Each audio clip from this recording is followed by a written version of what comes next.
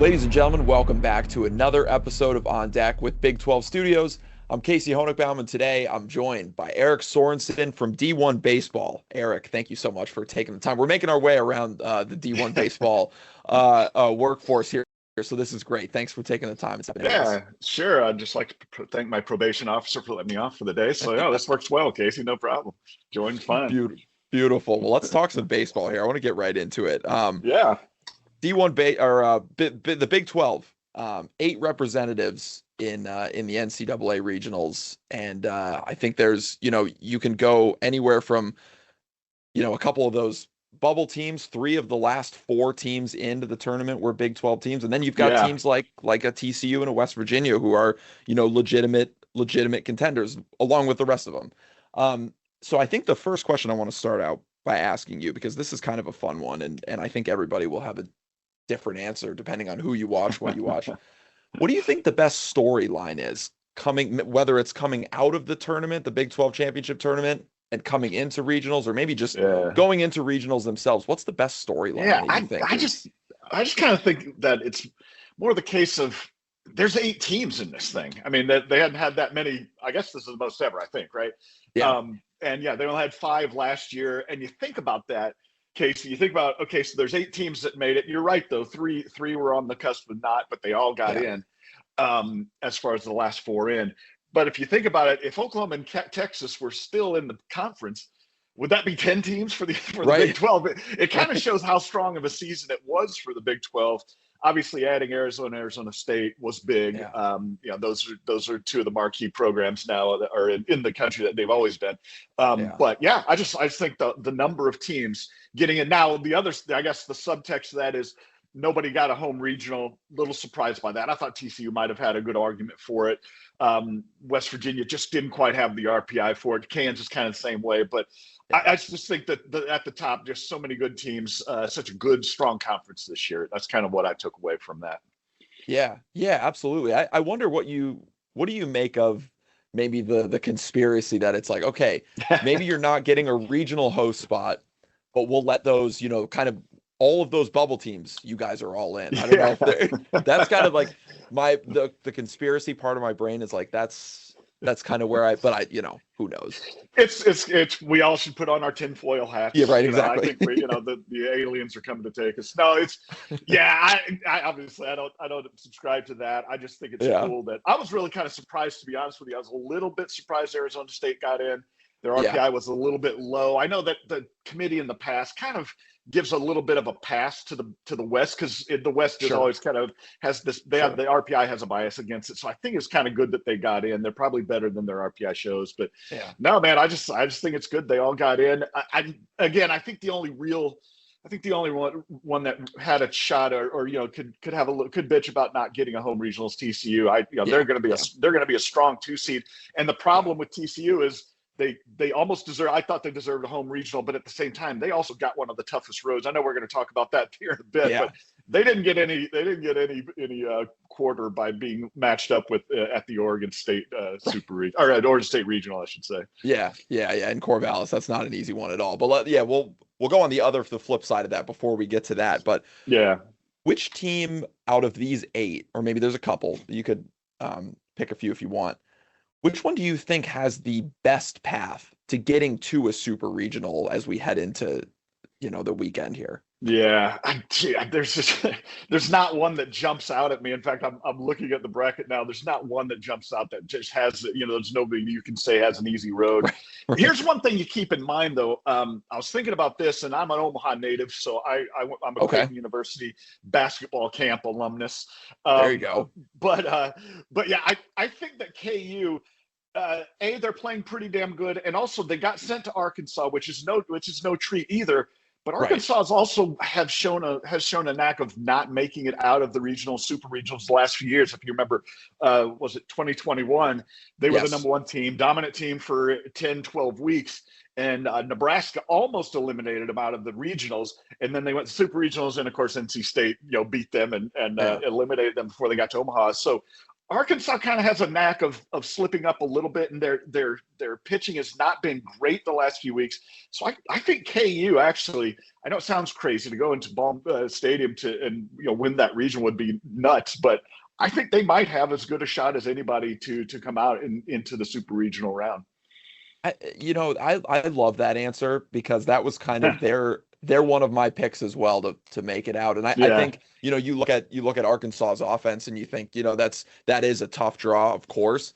But I think Kansas's offense they can stack up there with some of the best of them. And I love, the transfers that they brought in. And I think they're building something special with that program. And I don't know what you think about this, but kind of just, this is layman's terms, but I think if the pitching can keep them in games, they've got a shot. Yeah. No, I mean, obviously it comes down to that most of the time, and whoever that makes the fewest errors gives away the fewest free bases. I think that's kind of the biggest thing this time of year. But yeah, I was impressed with KU and what Dan Fitzgerald has done with the program here in the last few years. I'm really happy for him. He's one of the coolest dudes. He gave me a bunch of Kansas Jayhawks baseball garb when I went to a basketball game up there. Oh, there you go. So I kind of like him a lot. But no, he's done a great job with the program. And you're right. Pitching, they got Vogel to go for the first game. Of course, they're going to have to beat my Creighton Blue Jays, which I'm not going to be happy about if they do. But I do think they've got a shot at a puncher's chance at making it out of that regional. Love that. Yeah. Moving on to the other side, the toughest path to a super. You could go a couple different avenues here. I'd be curious to know what you think. Kansas out of the Arkansas Regional. No, that's not going to be easy. You could give the same answer for both. No, I tend to think, and then touched on it already. TCU going up to Oregon, to Oregon State rather, coming out of Corvallis. Those fans are really rabid. Great following they have. They've only had 19 home games this year because they put together such a last minute kind of schedule. Yeah. But I just think they've got the toughest road as a 2 seed. As a 3 seed, I kind of see Oklahoma State as having the toughest road because they've got to go to Duke in the opener and they got to play at Georgia, obviously. So I think those would be the 2 toughest that come to mind. But then again, I also look, Arizona State, the regional I'm going to be at, Arizona State's got to deal with UC Irvine and UCLA, the home team. So that's also not an easy road. But certainly I think, TCU as a 2 seed probably got the toughest draw. And that was kind of unfair, I thought, that they had such a tough road to go to. Right. How about those 3 seeds? You mentioned a couple of them. Which of the 3 seeds in the Big 12 do you think has the best chance at making it out of their regional? Yeah, I think it would probably be Oklahoma State. I know their offense hasn't been up to snuff like their usual. I mean, as far as average wise, but they always have some guys that can put the ball out of the ballpark. They've got solid pitching. I think they finished 4th in the Big 12 in team ERA. So I think they got a chance at doing it. As a 3 seed. I'm not really big on Arizona State's chances. I just think that's going to be really tough. Kansas State going to Texas. I think anytime you have to pitch and play defense against Texas on their home field is tough. So all of them got a really tough road to hoe, but I think Oklahoma State was probably the one that's up against it the most. But it's funny. They can still come out though. I'm not against their chances. No, absolutely. And Oklahoma State, their offense has been, it's kind of been it's been a slow burn for most of the season, but their weekend starting pitching has been so good that it's almost like it's one of those things where you want to remind the fans that the bats will come around, and they have started to come around a little bit. So we'll see. I like that answer as well. That's a good one. I also think Youngerman going as their ace, Youngerman going out there the first game against Duke gives them a legit shot to go 1-0 and then have to face Georgia, of course. But so that's then you have Bodendorf able to maybe stifle. Bodendorf, that's right. It's possible. It's possible. Yeah. So I like that. I think you might have talked about it a little bit and kind of hinted at it, but is there an under the radar team that maybe it's Big 12 fans, but also fans nationally are going to become aware of in this regional play here? Is there an under the radar team coming out of the Big 12 that pushes those buttons for you? Yeah, I don't know. I don't know how under the radar it is because we talked about them a good bit, but yeah, Yeah. I just love KU. Yeah. Yeah, again, we're talking about a mid-20s RPI, so it's not really necessarily an under the radar team. But again, Sure. playing against Arkansas, if they pull off a couple of upsets and come out of that, they're gonna. And obviously, they've been off the radar. The reason I say they've been off the radar for a while now as a Yeah. program. I think it was 2015 or 2014. I think the last time they played in the NCAAs. So yeah, I think people are going to find out about KU. I could certainly see if they don't beyond winning, I could see them pushing Arkansas to a sixth, seventh game in that regional, and that's why I think that people figure out KU's got a pretty good thing going on in that program here in the last few years. Yeah, absolutely. How about a player? Is there an under the radar player that stands out to you in this regional, or in all these any of these regionals, really? Yeah, I really like Mason White at Arizona. I just thought he played great in the Big 12 tournament, but he's such a stud. He seemed like he hit everything on the screws in that Big 12 tournament. So leads Arizona in batting. That's a great offense that they've got. But I like Mason White. There's probably a couple people you could say, oh, who was the dude at KU? Bellinger. Yes. Yeah. Brady Ballinger. Yeah.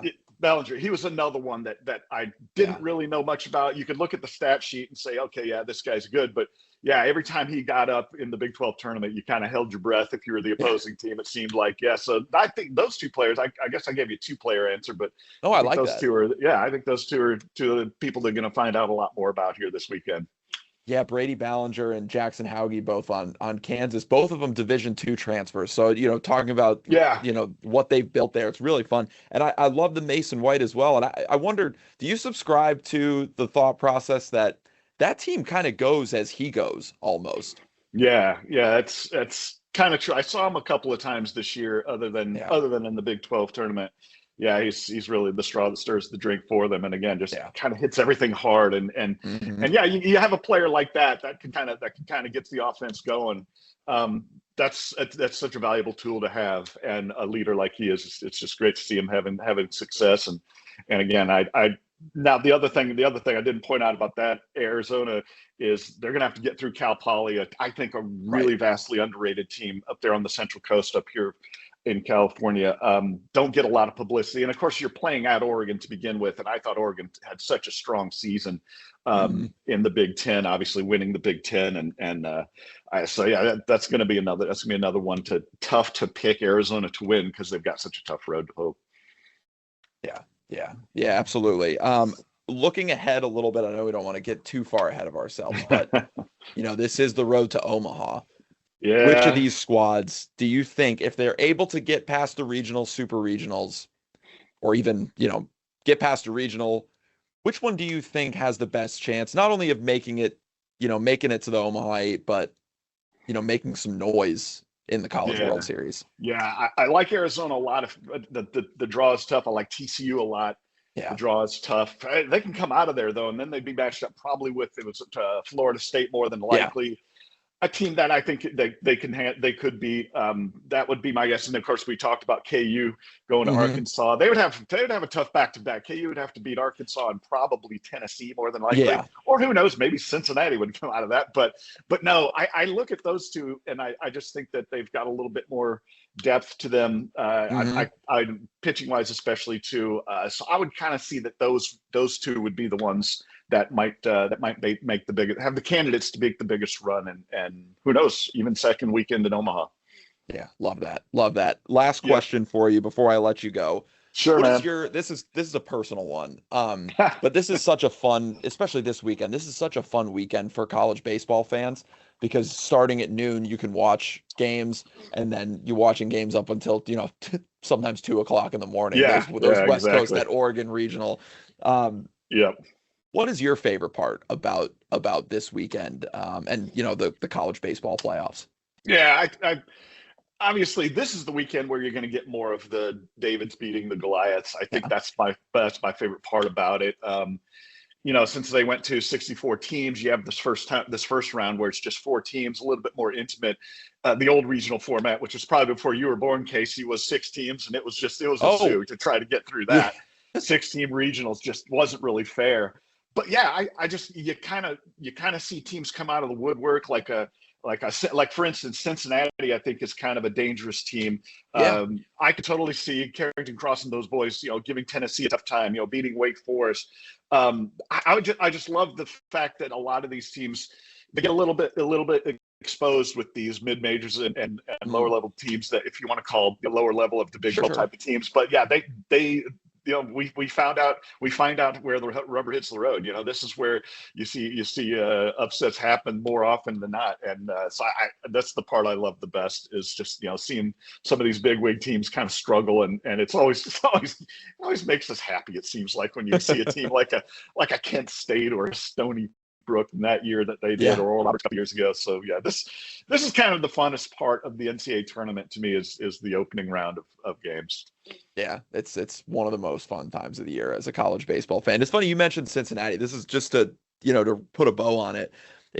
They were one of the teams that I think as a 3 seed can really make some noise, because their brand of baseball, small ball, they're going to bunt, they're going to steal. And Tennessee has had some problems keeping runners off the bases, and also when they get on the bases from stealing. So I love that matchup a lot. I think that's going to be an interesting one. We didn't talk about Cincinnati enough, I think, but that's not a terrible draw that they got either. I think that they can do some damage, and you know better baseball than I do, because you know about Tennessee not being able to hold runners and stuff. So their offense can really give some Wake Forest or Tennessee some problems. Yeah. It's going to be exciting to watch. Absolutely. Well, Eric, thank you so much for taking the time to hop on with us today. Tell the people out there who are watching where they can find you and everything that you're doing. Yeah, man. At D1 Baseball, obviously, is where all my garb goes up. And I like to put a lot of this day in college baseball history stuff on my Twitter handle, which is _Stitch_head. So check that stuff out when you can. Yeah. Cool. Thanks for having me on, Case. Appreciate absolutely. And thank you for joining us. And if you guys want to find more of this stuff, you can find all of these interviews that we do on the Big 12 Conference's YouTube channel and all the social media platforms at Big 12 Studios. Thank you so much for tuning in. And Eric, thank you for joining us. You got it.